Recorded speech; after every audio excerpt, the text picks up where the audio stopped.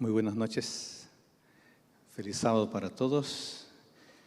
Que disfrutemos bien de este día especial. Bueno, seguimos la serie. Es el último tema de esta serie del mes de julio. El tema de hoy es sobre las 7 plagas del Apocalipsis. Cuando abrimos el libro de Apocalipsis y leemos los capítulos 15 y 16, nosotros encontramos un escenario muy impactante, misterioso por un lado, y diríamos también sobrecogedor, a veces asustador. Tal vez uno de los escenarios más interesantes y misteriosos de toda la literatura bíblica. Y yo estaba pensando que para la mentalidad del siglo XXI, acostumbrada con el rigor académico, con el método científico, y especialmente con una perspectiva muy secularizada de la historia, es muy probable que algunas personas, cuando leen Apocalipsis 15 y 16, piensen que esta es una mitología arcaica, un drama lleno de juicios, una narración de pura ficción, una historia totalitaria que no tiene nada que ver con el Dios que la gente se imagina que Dios es. Pero al estudiar este tema y al comprender el simbolismo bíblico, entendemos que esta literatura no representa lo que mucha gente piensa sobre Dios. Mucha gente piensa que las 7 plagas son una especie de un estallido irracional de un Dios furioso. Pero cuando leemos en su debido contexto, notamos que no es así. En verdad, estos 2 capítulos muestran, ¿verdad?, un clímax trágico, pero victorioso, de Dios delante del gran conflicto y delante del mal. Y más que todo, cuando leemos este texto en su debido contexto, vemos que eso es lo que ocurre cuando individualmente desobedecemos a Dios y cuando institucionalmente desobedecemos a Dios. Así que en la esencia de estos 2 capítulos tenemos algo muy serio, que es el resultado inevitable de nuestras decisiones. Si yo decido tomar una carretera rumbo a Santa Fe, no debo pretender llegar a Córdoba, porque he ido para Santa Fe. Así son las decisiones. Si decidimos algo en contra de Dios, no debemos pretender que Dios nos va a favorecer si hemos elegido voluntariamente ir en contra de Dios. Así que estos 2 capítulos, querida iglesia, nos pone en contacto con la manera como decidimos y la seriedad de lo que decidimos. Estamos listos para abrir Apocalipsis. Vean, por favor, mantengan su Biblia. Vamos a leer ahora. Mantenga su Biblia abierta. Vamos a leer Apocalipsis, capítulo 15, los versículos 1 y 8 inicialmente. Apocalipsis, capítulo 15, versículos 1 y 8. Vi otra señal en el cielo, grande y admirable. 7 ángeles que tenían las 7 últimas plagas, con las cuales la ira de Dios es consumada. Ahora el 8. El templo se llenó de humo por la gloria de Dios y por su poder. Y nadie podía entrar en el templo hasta que fuesen consumadas las 7 plagas de los 7 ángeles. Observa en el versículo 1, una palabra clave está justo al final del versículo. Dice que con las cuales la ira de Dios es consumada. ¿Qué significa esto? Significa que las 7 plagas representan o constituyen la culminación o el límite del castigo máximo. Y es muy interesante notar que Apocalipsis establece una secuencia cronológica y espiritual muy rigurosa, como que diciendo que las 7 plagas no caen al azar. Observen este detalle interesante. En primer lugar, ellas ocurren estrictamente después que el último mensaje de gracia y de invitación al arrepentimiento, que son los mensajes de los 3 ángeles, han sido proclamados. O sea, nadie va a ser encontrado sin saber. Dios no trabaja con letras chicas. Dios trabaja con letras grandes para que todos sean capaces de leerlas. Un otro punto fundamental es que las 7 plagas ocurren después que cada ser humano ha tomado una decisión consciente, libre, soberana, delante de la soberanía de Dios. Además, estas 7 plagas ocurren después que los santos han sido sellados. Ese tema ya está atrás. Está en Apocalipsis capítulo 7. Eso nos indica que aquellos que decidieron en favor de Dios no tienen que preocuparse. Ya están separados. Ya están sellados. Observaron el versículo 8. Dice que el humo de la gloria de Dios llena el lugar. ¿Qué está ocurriendo acá? Jesús, nuestro sumo sacerdote, ha completado su obra mediadora e intercesora en el lugar santísimo. O sea, el tiempo de gracia ha concluido y el destino eterno de cada ser humano está determinado. Es indispensable entender, antes de seguir avanzando en el tema, que las 7 plagas no tienen función evangelística. No es para ablandar el corazón de nadie, no es para hacer un llamado al arrepentimiento. Eso ya sucedió. Las 7 plagas son la manifestación final de la justicia de Dios delante de un cuadro que es irreversible. No hay cómo cambiar. Todo está determinado. Pero es interesante notar que en los versículos 2 a 4 hay una voz de aliento. Observen el versículo 3, por ejemplo. Y cantan el cántico de Moisés, el siervo de Dios, y el cántico del Cordero, diciendo: grandes y maravillosas son tus obras, Señor Dios Todopoderoso. Justos y verdaderos son tus caminos, Rey de las naciones. ¿Sabe qué significa esto? Que delante de este caos asustador, Dios no abandona a su pueblo. Aquellos que decidieron por Él, quédense tranquilos, porque Él serán protegidos y liberados eternamente. Bueno, hay una pregunta fundamental que hay que contestarla antes de entrar en la descripción de las 7 plagas, y es esta: ¿por qué estudiar este tema?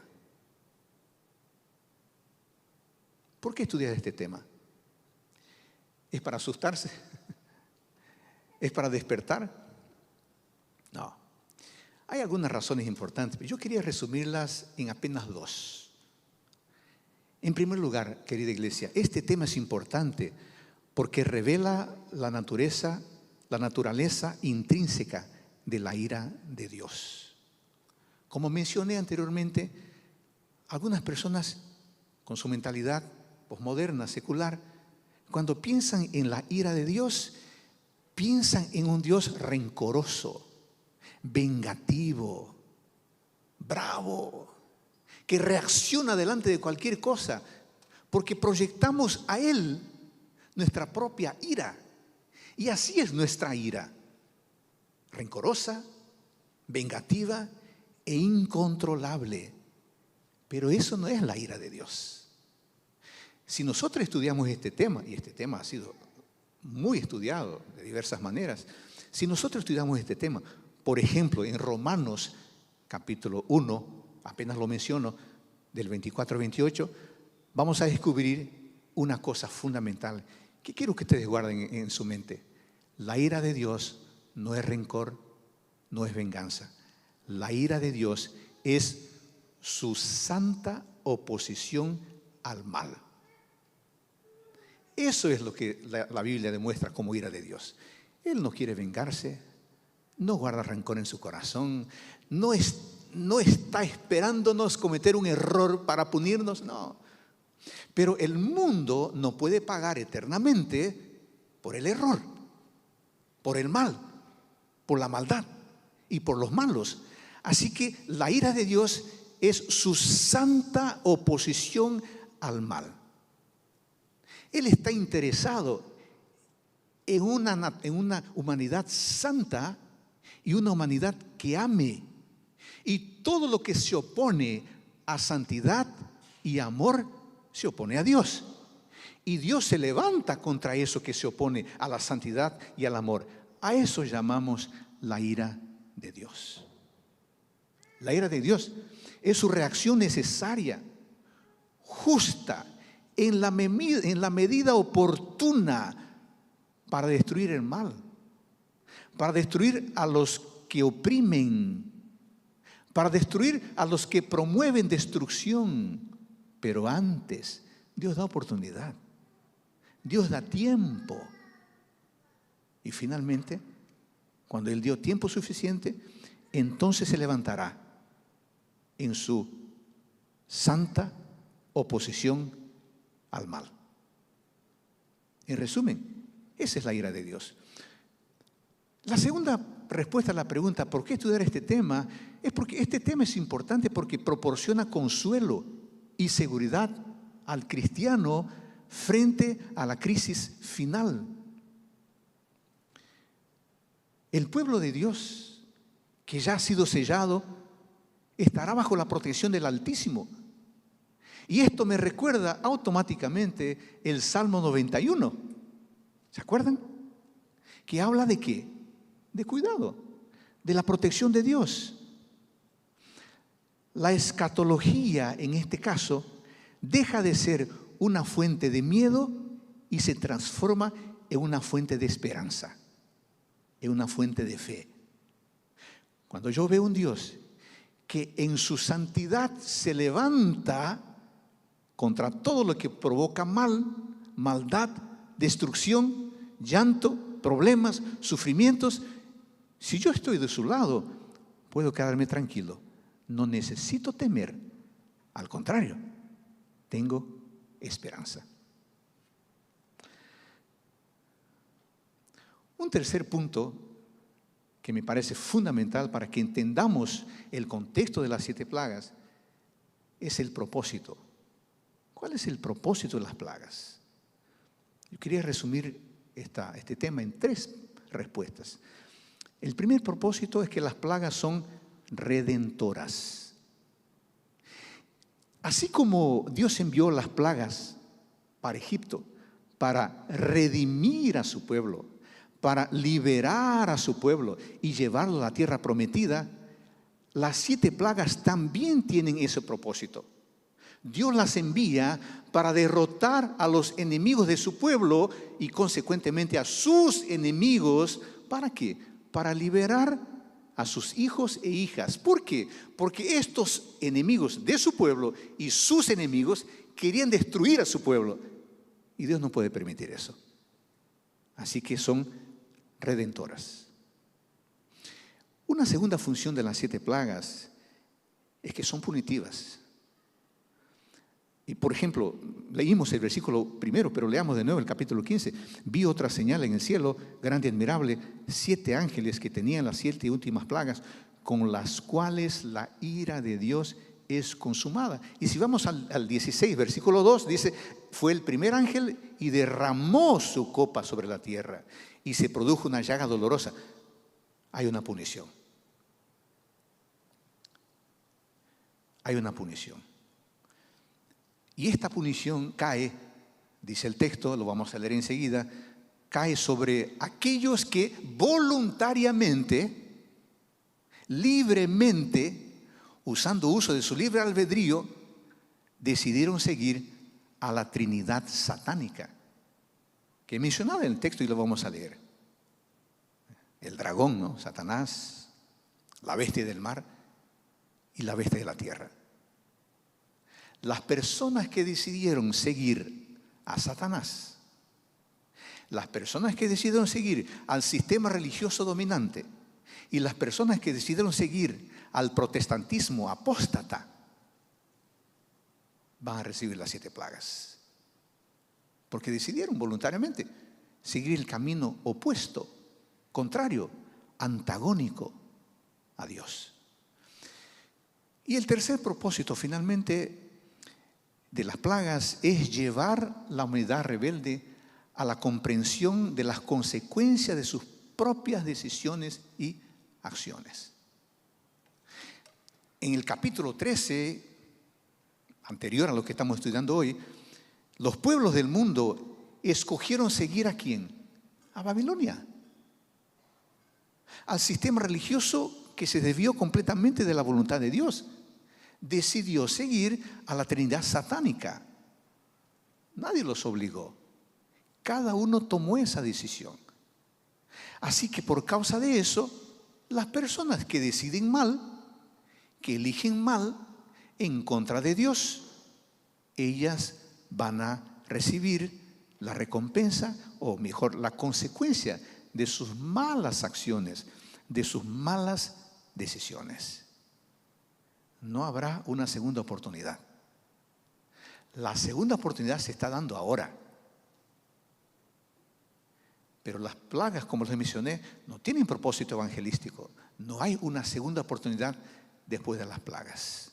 La gente ya decidió voluntariamente seguir la Trinidad satánica, adorar a la bestia, a su imagen, en clara advertencia a lo que Dios dijo y fue proclamado en el capítulo 14, versículos 9 a 11. La iglesia proclamó. Nosotros proclamamos. Otras iglesias proclamaron. Otros predicadores fuera de nuestros círculos proclamaron. Está todo claro. ¿Qué más puede hacer Dios? Sino dejar que las cosas sigan su rumbo natural. No hay arrepentimiento. Aquí hay un paralelismo con las plagas del Éxodo. Observen que en el Éxodo, en las plagas del Éxodo, las plagas caían y la gente se endurecía cada vez más. De la misma forma ocurrirá con las 7 plagas, las últimas plagas del Apocalipsis. Y finalmente, antes de entrar en las 7 plagas, me parece muy importante lidiar con esta pregunta. ¿Cuál es la naturaleza de estas plagas? ¿Son literales o son simbólicas? Esa es una pregunta muy importante y muy difícil. ¿Será que las plagas son literales? ¿Son simbólicas? Y yo quería recordarles que el lenguaje de Apocalipsis a menudo es simbólico y a menudo es literal. Hay que tener la capacidad y la conexión con el Espíritu Santo que inspiró el texto para saber cuándo es literal, cuándo es simbólico. Así que cuando nosotros leemos los sellos, las trompetas, parece que es un poco más fácil identificar esto. Sin embargo, cuando llegamos a las plagas, la cosa se complica un poquito.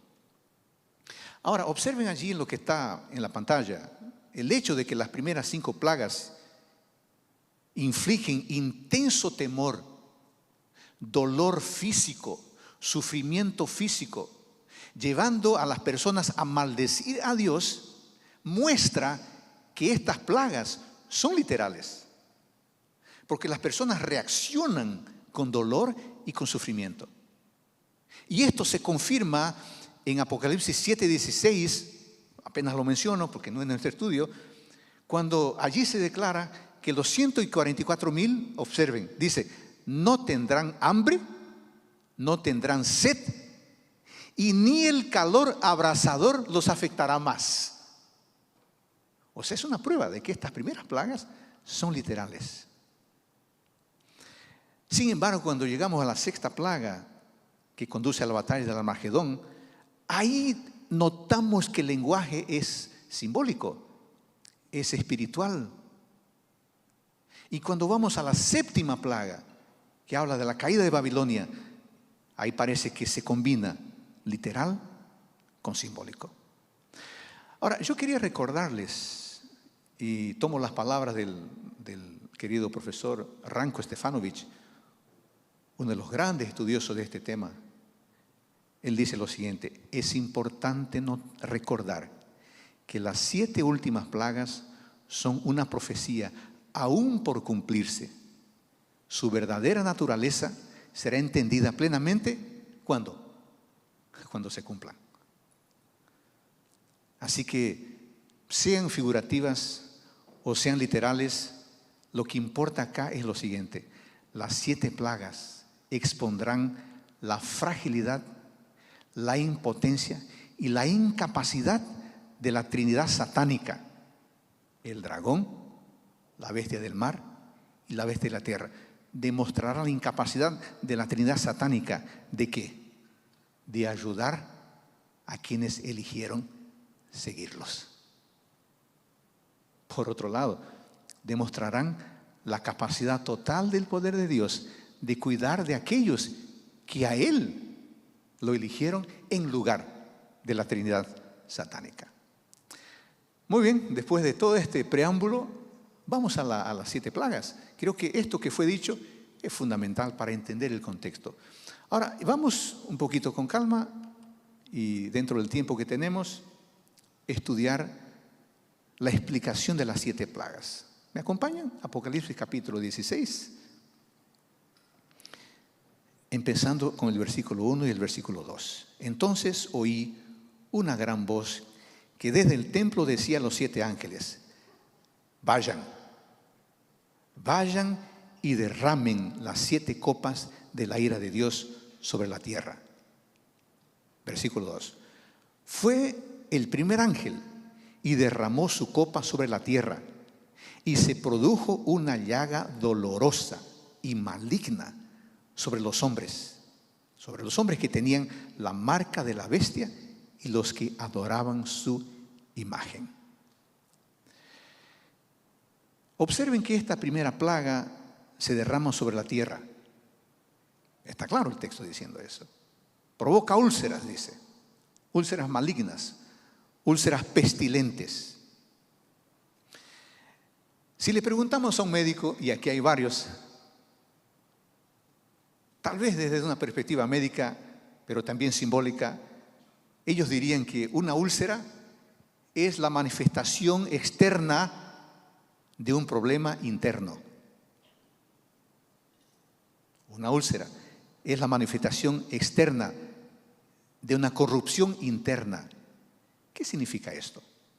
Significa que los rebeldes se muestran externamente tal como lo son internamente.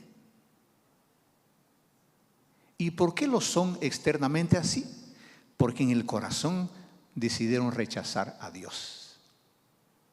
Porque en el corazón decidieron rechazar sus mandamientos, conforme ya fue descrito en el capítulo 14, por ejemplo, el versículo 12. Así que esta plaga es un paralelo directo de la 6ª plaga de Egipto, donde los magos del faraón fueron cubiertos de úlceras dolorosas y dice el texto, no pudieron sostenerse en pie delante de Moisés. Después verifican eso en Éxodo 9.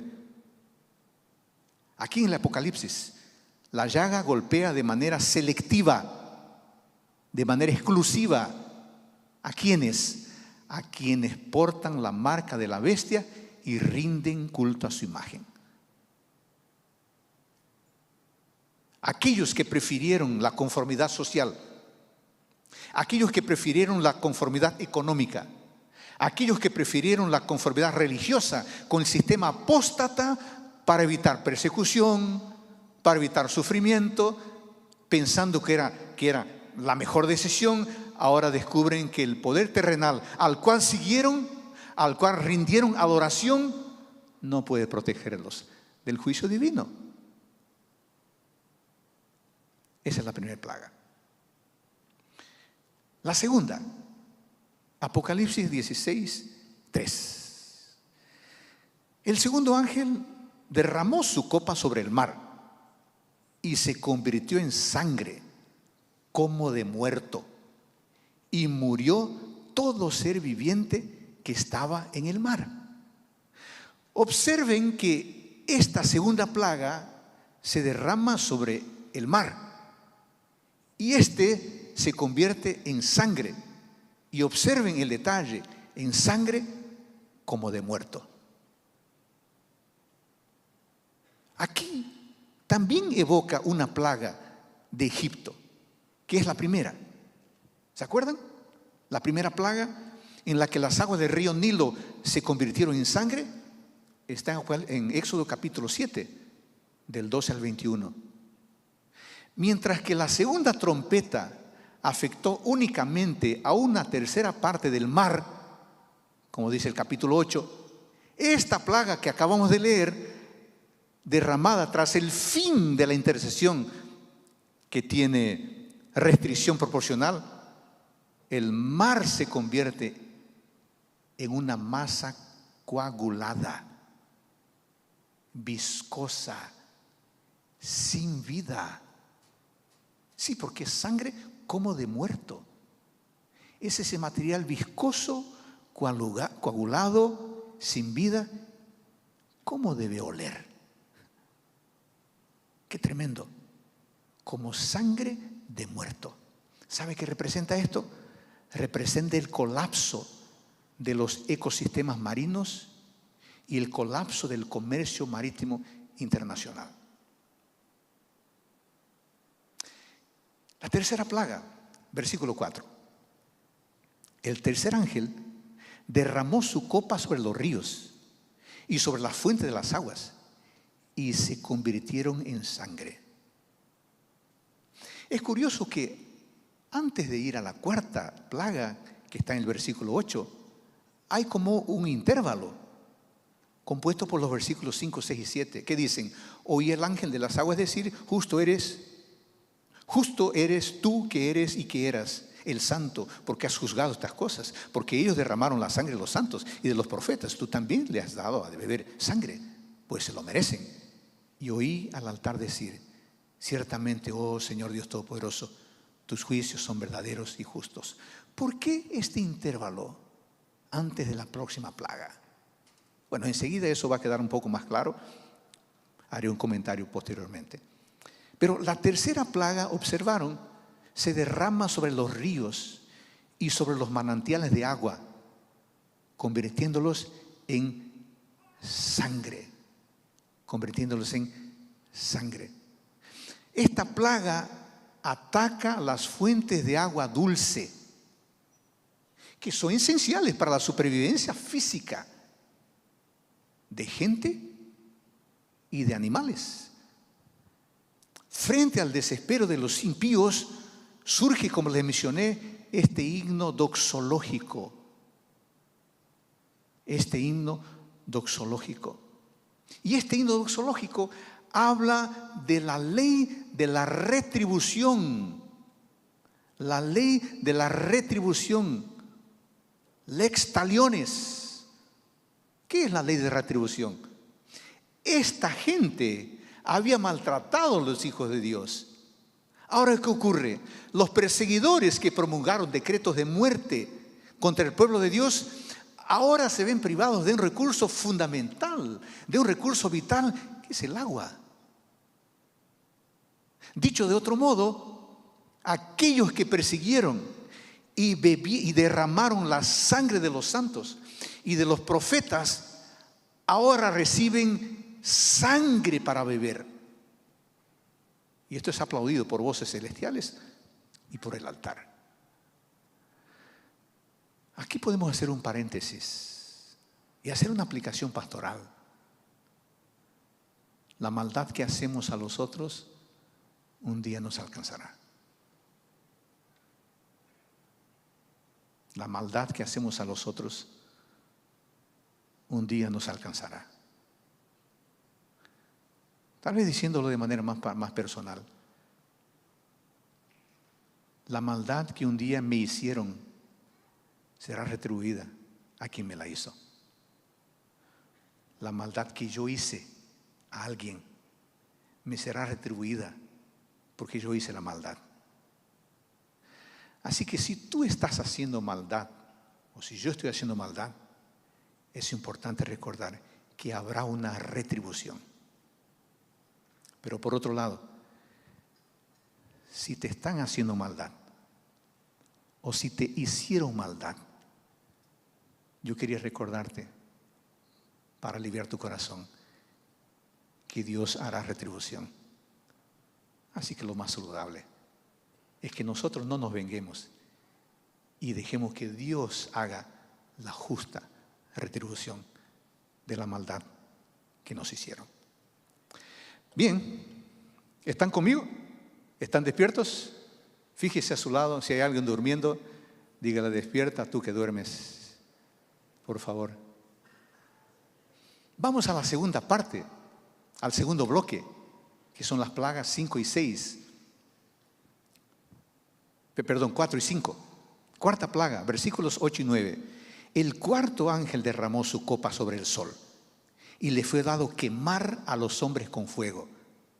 Los hombres fueron quemados con el intenso calor y blasfemaron el nombre del Dios que tiene autoridad sobre estas plagas, pero no se arrepintieron para darles gloria. Ya les dije, les digo por tercera vez, las plagas no tienen finalidad evangelística. Es una retribución, es una punición, es un castigo. Observen que el texto dice que se derrama sobre el sol y se le encomienda abrazar a las personas con fuego y un calor intenso. Lo que es curioso, porque hoy nosotros dependemos del sol para sostener la vida a través de su calor y de su luz. Pero ese instrumento que hoy es de bendición, un día será instrumento de juicio punitivo. Y observaron el texto que a pesar del sufrimiento físico terrible, devastador, el texto revela un dato psicológico y espiritual impresionante. La gente no se dobla. La gente no se entrega. Yo diría que esta es la resiliencia para el mal. La resiliencia que nos perjudica. Insisten en ir contra Dios. Y no piensan que todo es el resultado de sus propias decisiones. A pesar de sufrir un dolor insoportable, el corazón es cada vez más duro. No hay arrepentimiento. En vez de eso, optan por blasfemar el nombre de Dios. Aquí volvemos a una verdad teológica profunda, que es la siguiente: las plagas no producen dureza de corazón en gente inocente. Las plagas sacan a la luz la rebelión que ya estaba en un corazón incurable. Quinta plaga, versículos 10 y 11. El quinto ángel derramó su copa sobre el trono de la bestia y su reino fue convertido en tinieblas. Se mordían las lenguas de dolor y blasfemaron al Dios del cielo por sus dolores y sus llagas, pero no se arrepintieron de sus obras. ¿Observaron? Se derrama directamente sobre el trono de la bestia, sumiendo su reino en profundas tinieblas. Observen que esta plaga dirige su impacto de forma localizada, directa al trono de la bestia, que es la sede del poder satánico, del poder engañoso, religioso y político. Y al igual que la novena plaga de Éxodo, en Éxodo 10, una densa oscuridad sobrenatural cubre el centro neurálgico del imperio apóstata. Los hombres se muerden la lengua de dolor, dice el texto, sufren por sus llagas. Sin embargo, siguen blasfemando el nombre de Dios. Se niegan a arrepentirse de sus obras. El dolor no produce reflexión positiva.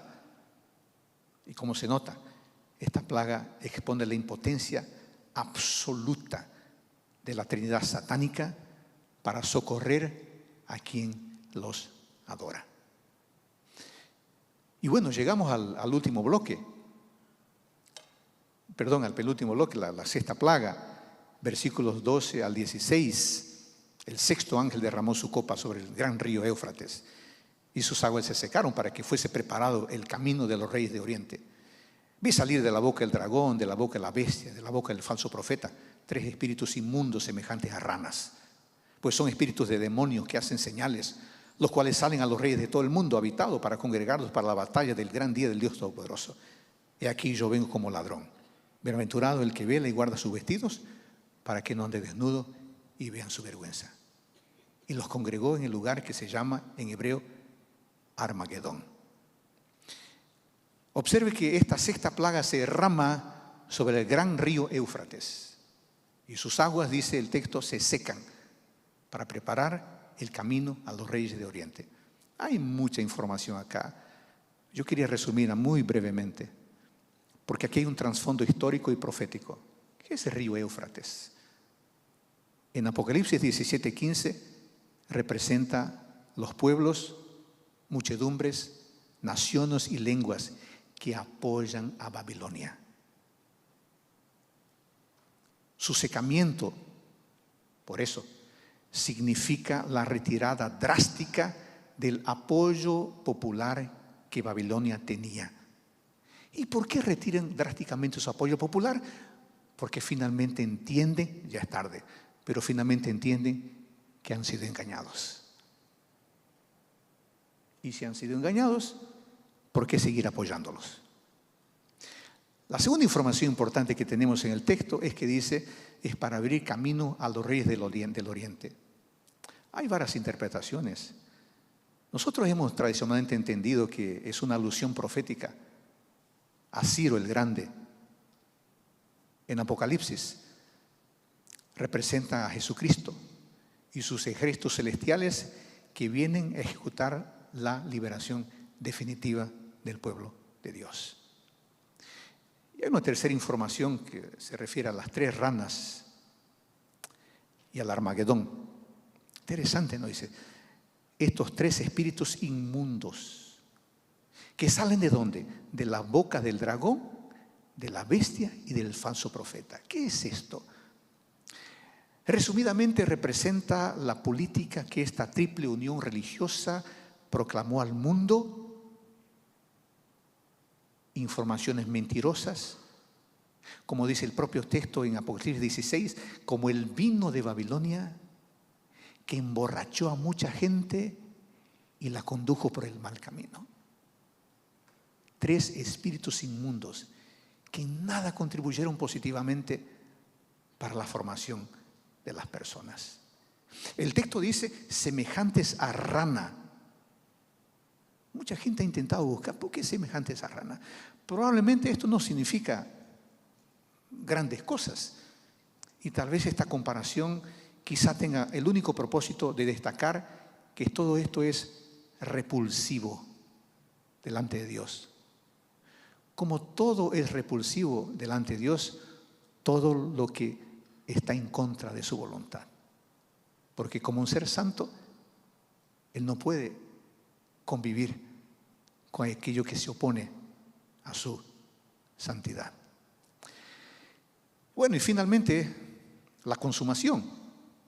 Versículos 17 a 21. El séptimo ángel derramó su copa por el aire y salió una gran voz del santuario, desde el trono, que decía, está hecho. Está hecho. La voz soberana de Dios desde el trono proclama la consumación del juicio. Está hecho. La creación entera convulsiona con un cataclismo físico sin precedentes. El mayor terremoto de la historia, que dice el texto en adelante, después lo den con calma, fragmenta la confederación de Babilonia en 3 partes. Habla de grandes granizos que caen sobre la humanidad rebelde, abriendo paso a la manifestación gloriosa de la segunda venida de Cristo, que es mencionado en el versículo 15. Dios permite, o Dios permitirá, que las fuerzas del mal avancen hasta el punto de tener aparente éxito en su trabajo siniestro de exterminar al pueblo de Dios. Pero cuando llegue el momento exacto, los impíos serán destruidos, serán aniquilados. Y por eso se escuchará la voz de Dios diciendo: hecho está. Esta expresión, hecho está, pondrá fin al tiempo de angustia de Jacob que los fieles tenían, porque no sabían al respecto de su futuro. Y esta expresión, hecho está, liberará a los santos y será el inicio propiamente del fin de los impíos. Muy bien, yo quería ir a una parte final, porque aquí no se trata apenas de información. Aquí hay mucha, no se trata apenas de información que venga a asustar. Aquí se trata del cuidado de Dios. Y yo quería terminar con esto. Quería que ustedes piensen conmigo en 4 aplicaciones pastorales. La primera, querida iglesia, las 7 plagas no tienen el fin de alimentar la paranoia, ni la curiosidad, ni el susto, ni la preocupación, no. La primera función o la primera reacción a esto debería ser es que es urgente velar y conservar las vestiduras blancas. Es urgente. Justo en el corazón de la narración de la 6ª plaga, como yo les mencioné, el versículo 15 es muy lindo. He aquí, yo vengo como ladrón. Bienaventurado el que vela y guarda sus vestidos, para que no ande desnudo y vea su vergüenza. Este lenguaje es el mismo lenguaje dirigido a la iglesia de la Odisea en Apocalipsis 3:18. ¿Se acuerdan? Es el mismo lenguaje. Y aquí tenemos una información preciosa delante de tantas cosas que asustan como las 7 plagas. ¿Y cuál es la información? La información es que hay vestiduras blancas para nosotros. Amén. Hay vestiduras blancas. ¿Qué representa eso? Tradicionalmente en la teología adventista hemos estudiado mucho este tema y representan, por un lado, la justicia imputada y por otro lado, la justicia impartida. ¿Qué es justicia imputada? Es la justificación por la fe. Justicia imputada es lo que Cristo hace por nosotros, fuera de nosotros. Pero además de justicia imputada, las vestiduras blancas nos hablan de justicia impartida. ¿Qué es justicia impartida? Es la santificación. Es lo que Cristo hace en nosotros a través del Espíritu Santo. En el primer aspecto hay una transformación externa. En el segundo aspecto hay una transformación interna. Antes de asustarnos con las plagas, es importantísimo tomar una providencia. Y la providencia es: necesito tener las vestiduras blancas de Cristo. Segundo punto importante: debemos desarrollar discernimiento espiritual frente a la era del engaño. En Apocalipsis 16, 13 y 14, dice que son espíritus de demonios que hacen señales, acciones milagrosas, prodigios espiritistas, incluso en su debido momento resucitando gente y convenciendo mucha gente buena de que ellos son el lado bueno de la historia. Para nosotros que conocemos la palabra, esta es una llamada de atención. No confiemos en experiencias emocionales. No confiemos en milagros. No confiemos en expresiones espectaculares. Nuestro único criterio final de verdad está en la palabra de Dios. y no en las cosas que alguien hará o nos dirá. Y querida iglesia, esto es muy importante. Y permítame hablar a los jóvenes, algunos son mis alumnos. Vivimos en una época donde se valora demasiado el elemento emocional. El elemento emocional es importante y es parte de nuestra constitución, pero darle demasiado valor es ponerse en un terreno muy peligroso. A veces yo escucho a algunos jóvenes diciendo: no me cae bien esta prédica, no me siento bien cuando escucho esto. Pero ¿quién te ha dicho que lo que importa es lo que sientes y lo que te cae bien? El diablo puede hacerte que te sientas bien, pero es el diablo. Una vez leí una frase, un meme que decía así: lo importante es ser feliz. Firmado el diablo. No, lo importante no es ser feliz. ¿Cuál es nuestro criterio de verdad? No es lo que siento, no es lo que miro, no es si el sermón tocó mi corazón o no tocó, eso no es lo importante. Lo importante es si fue dicha la verdad o si no fue dicha la verdad. Es por eso que tenés que tener la Biblia en tu mente, para que tu mente, santificada por el Espíritu, sea el criterio único para validar incluso lo que sientes. Número 3, debemos cultivar confianza inmovible en el refugio de Dios. Delante de estas cosas que pueden asustarnos, ¿qué dice Salmo 91? El que habita al abrigo del Altísimo morará bajo la sombra del Omnipotente. ¿Por qué tener miedo si el Omnipotente está a nuestro lado? ¿Por qué asustarse si el que puede todo es tu papá? Finalmente, debemos desarrollar compromiso misionero activo en el tiempo de gracia. Estamos en el tiempo de gracia. ¿Sabe ese amigo tuyo que incluso es de tu pieza, que no conoce a Dios? Él necesita conocerlo, porque Él está en el tiempo de gracia. ¿Sabe ese familiar querido tuyo que no conoce a Dios?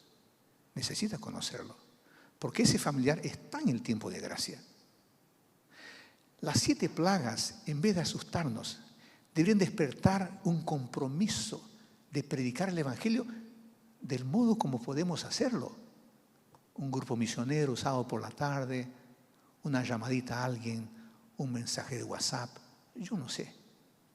Cada uno necesita tener su espacio de compromiso evangelístico. Quiero terminar diciendo que las 7 últimas plagas no son la última palabra de la historia. Son apenas un preludio sombrío de que enseguida vendrá lo mejor. Así que no nos asustemos con ellas. Ellas no definen lo que somos. Lo que define es Dios. Porque después de estos capítulos, si avanzamos al 21, dice que los mismos cielos que presenciaron las copas de la ira de Dios, ¿qué va a ocurrir? Van a abrir paso para la nueva Jerusalén, la ciudad diseñada por Dios, donde no habrá llanto, no habrá dolor, no habrá clamor, no habrá muerte, y todas esas cosas, incluso las plagas, habrán pasado.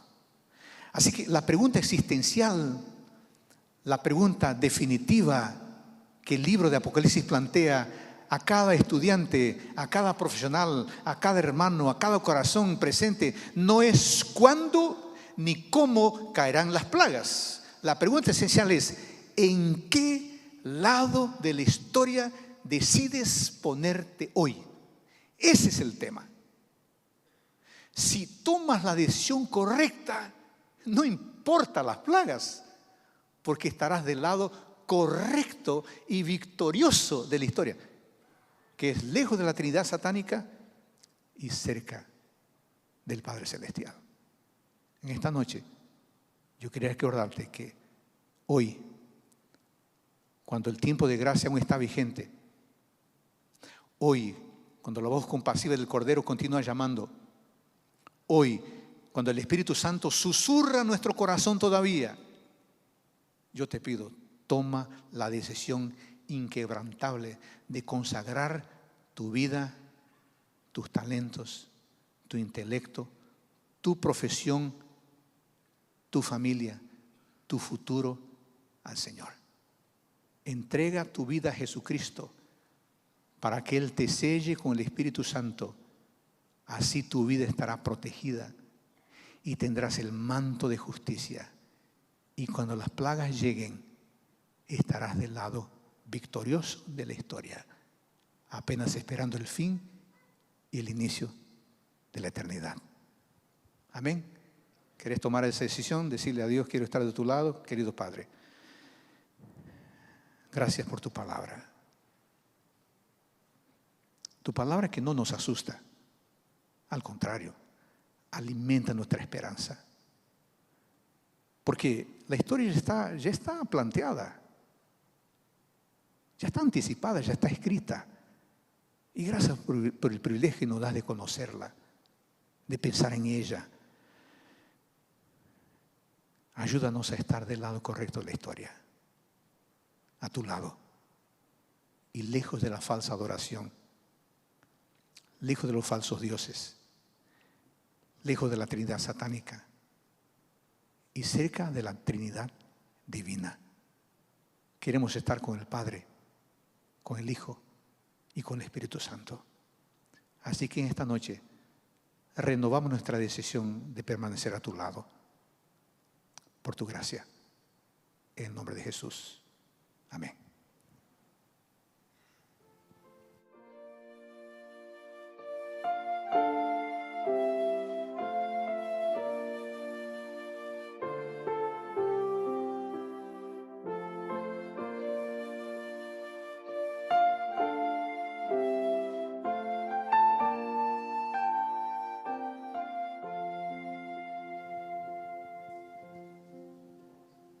Muy bien, ahora para concluir vamos a entonar la sangre de Cristo Jesús y terminando están todos despedidos y los invitamos para el programa de mañana.